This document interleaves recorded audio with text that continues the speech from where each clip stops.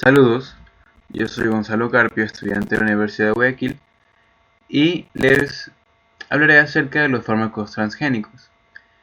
Antes de hablarles del tema en sí, vamos a dar una breve introducción acerca de la ciencia, quien se encarga de la creación de estos elementos. ¿Qué le corresponde a la ingeniería genética? ¿Qué es la ingeniería genética? Es parte de la biotecnología que se basa en la manipulación genética de organismos con un propósito predeterminado. Esta tiene como acción de aislar el gen que provoca algún tipo de sustancia e introducirlo en otro ser vivo. Lo que se va a conseguir con esto es modificar las características hereditarias de un organismo para un beneficio humano, alterando el material genético del organismo que nos está siendo útil para la síntesis de algún tipo de proteína o sustancia. El proceso puede utilizarse ya en bacterias o en células eucariotas vegetales o animales. Una vez adicionada o modificada la carga cromosómica, el organismo en cuestión sintetiza la proteína deseada y aumenta el rendimiento de la producción. Entonces, en una vista general, lo que se encarga la ingeniería genética es de aislar un gen, introducirlo en un organismo diferente al ser humano, para que éste sintetice la proteína que al ser humano le hace falta o necesita. ¿Ya? Más adelante les hablaré de algunos ejemplos acerca de la aplicación de esta.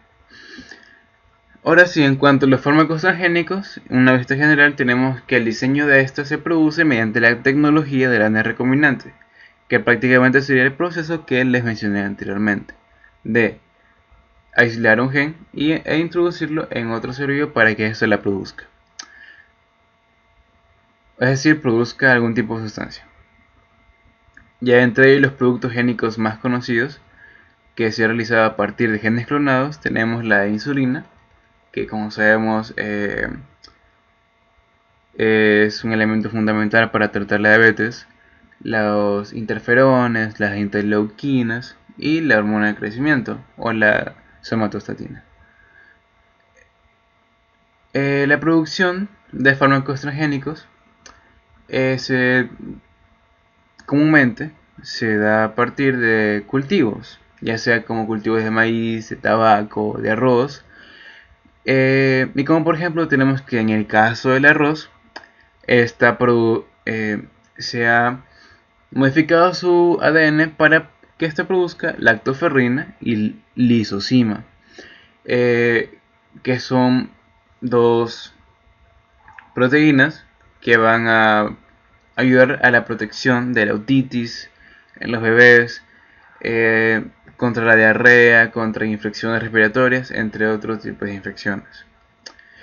En cuanto al proceso de este ADN recombinante, lo que se realiza es adquirir el ADN de interés, luego esta se introduce en un plásmido para así transformar el ADN genético, el ADN o material genético de un organismo, que en este caso tenemos que decir una planta. Luego esta planta va a producir frutos, que prácticamente sería la obtención de los elementos transgénicos para luego ser cosechados. Una vez cosechados, se procede a la extracción y purificación de las proteínas de interés para luego encapsularlas o procesarlas y formar lo que son los fármacos, ¿ya? Lo que prácticamente serían los fármacos transgénicos, que en pocas palabras sería fármacos creados a partir de una mutación del ADN de un organismo diferente al ser humano.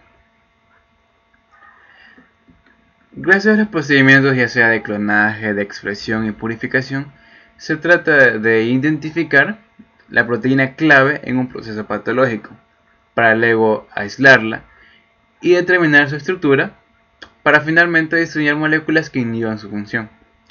Este proceso se lleva a cabo en instalaciones esterilizadas para fermentación, donde se procede a centrifugar cultivos de microorganismos o células para obtener una serie de productos genéticamente modificados.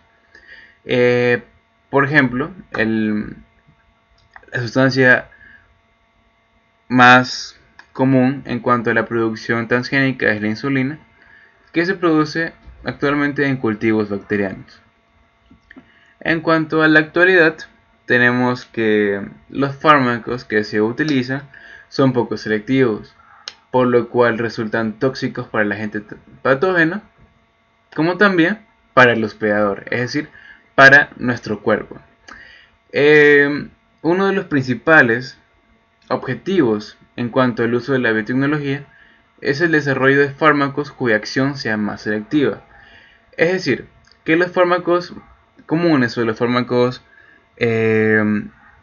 más usados son muy útiles para combatir algún tipo de agentes patógenos. Pero la mayoría de estos también afectan algún órgano o alguna parte de nuestro cuerpo. Entonces lo que se quiere llevar a cabo es la realización de fármacos que simplemente actúen contra el agente patógeno, mas no dañen algún tipo de tejido dentro de nuestro cuerpo. Uno de estos ejemplos, un ejemplo, tenemos tenemos la enfermedad del SIDA, que se han podido identificar dos proteínas claves propias del virus, que es la proteasa y una transcriptasa inversa. Estas dos proteínas se han investigado a profundidad para obtener fármacos más efectivos y específicos, entre ellos los potentes inhibidores, es decir, fármacos que disminuyen la acción de estas dos proteínas dentro de nuestro organismo, que en este caso sería de la persona que adquiera de esta enfermedad, que es el SIDA. En cuanto a los efectos secundarios, no tenemos efectos secundarios como tal de los fármacos transgénicos, más bien tenemos cómo estos fármacos actúan de diferente forma según el individuo, porque como sabemos, cada persona es un mundo diferente en cuanto a su fisiología, su morfología, entre otros caracteres. Entonces, no todos van a reaccionar de la misma manera. Esto se evidenció en un caso que ocurrió o fue articulado en mayo de 1999, que la Asociación Diabética Británica dio a conocer un informe realizado en el año de 1993, donde unos 15.000 miembros de esta asociación denunciaron diferentes grados de molestias físicas desde que usaron la insulina transgénica. Es decir, que aquí comenzamos a ver cómo los productos transgénicos no van a actuar de la misma forma en todas las personas. Es decir, siempre va a haber un porcentaje que va a reaccionar de diferente manera. Entre los cambios reportados iban desde que no hacía efecto o efectos secundarios ligeros como mareos y dolores de cabeza hasta casos muy graves como la ausencia de síntomas en presencia de hipoglicemia y de entrada como diabético. Es decir, aquí podemos ver un gran desnivel en cuanto a la acción de la insulina transgénica dentro de cada persona. En cuanto a un aprendizaje basado en problemas, tenemos la enfermedad de Gaucher, que está ocasionada por la mutación del gen GBA, que tiene como función la síntesis de la proteína glucocerebrosidasa. La proteína glucocerebrosidasa tiene como función normal, en sí una enzima, que es una enzima lisosomal, que tiene como función principal la degradación de lípidos o de grasas complejas, como son los glucoesfingolípidos, como por ejemplo la glucosylceramida. En caso de que el gen sea mutado y la proteína afectada, lo que va a ocasionar es que se acumulen sustancias dañinas, ya sea en el hígado, en el vaso, los huesos e incluso la médula ósea. Esta acumulación de sustancias va a impedir que las células y organismos funcionen apropiadamente. En esta imagen tenemos una vista general de la enfermedad de Gaucher. En esta consiste de que el macrófago, los macrófagos, las células blancas, al ver que existe una gran presencia de lípidos y grasas, lo que van a hacer es fagocitarlas. Van a comenzar a digerirlas y van a formar, obviamente, lisosomas. Y estos se van a ir acumulando. Lo que se denomina, lo que es consecuentemente se van a denominar los glucocerebrósidos.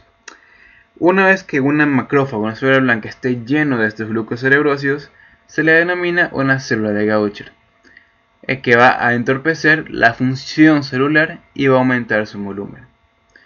Es decir, los macrófagos que ya hayan digerido una gran cantidad de lípidos van a perder su función y van a ser demasiado grandes. Esta afección va a ocasionar muchos problemas. Primero tenemos que en el vaso va a ocasionar una esplenomegalia, es decir, el aumento del tamaño del vaso, y va a destruir, lo que va a provocar la destrucción de los glóbulos rojos y plaquetas. En caso de la médula ósea y del hueso, esta va a provocar que el hueso sea más delgado, más frágil, y la médula ósea va a estar llena de lípido, por lo que va a ocasionar la disminución de síntesis de glóbulos rojos y plaquetas. Si tomamos como referencia tanto la destrucción de las células rojas en el vaso como la disminución de la producción de estos en la médula ósea, vamos a tener como consecuencia una anemia. En el caso del sistema nervioso, en el cerebro específicamente, va a haber un acúmulo de glucocerebrósidos, es decir, esto se va a llenar de lípidos, de grasa, lo que va a provocar un retraso grave, un estrabismo, una hipertonía e incluso convulsiones. En el retraso grave se puede evidenciar ya sea en el habla y en el aprendizaje.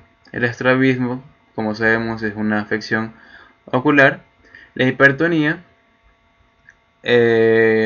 sería un aumento de tamaño, ya sea de los músculos y de algunos órganos, y las convulsiones, que ya sabemos a lo que se refiere. Y también tenemos un aumento de tamaño del hígado, lo que se denomina hepatomegalia, por la gran cantidad de lípido, lo que puede provocar o llevar a cabo a una cirrosis. Algunos de los síntomas más evidenciados en la enfermedad de Gaucher tenemos el dolor óseo, el abdomen abultado, cansancio, fatiga y hemorragias por la ausencia de plaquetas, como lo mencioné anteriormente. Por lo general, esta enfermedad se da en las personas con ascendencia judía, oriundas de Europa Central y Oriental. Estas personas son las más susceptibles a presentarla. En cuanto a la enfermedad de Gaucher, tenemos tres tipos de enfermedad. La tipo 1, que es la más común. Esta involucra enfermedad ósea, anemia, agrandamiento del vaso y conteo bajo de plaquetas, lo que se denomina la trombocitopenia. Y este tipo de enfermedad va a afectar tanto a los niños como a los adultos, es decir, es general. En cuanto a la enfermedad tipo 2, generalmente comienza durante la lactancia con un compromiso neurológico grave, es decir, se va a notar que va a haber algún tipo de retraso, de pérdida del aprendizaje, entre otros tipos de evidencias. Y esto puede llevar a cabo a una muerte rápida y temprana. En cuanto a la enfermedad tipo 3, esta puede causar problemas en el hígado, en el vaso y en el cerebro. En el hígado, como ya lo mencionamos, una hepatomegalia, en el vaso una esplenomegalia y en el cerebro un cúmulo de cerebrósidos alrededor del cerebro. Las personas que tienen este tipo de enfermedad de Gaucher pueden vivir hasta la edad adulta, más nada. Y por último, como acotación a lo que son los fármacos transgénicos, les traje la cabra gluca, que es una cabra transgénica. Esta fue una cabra diseñada en un laboratorio.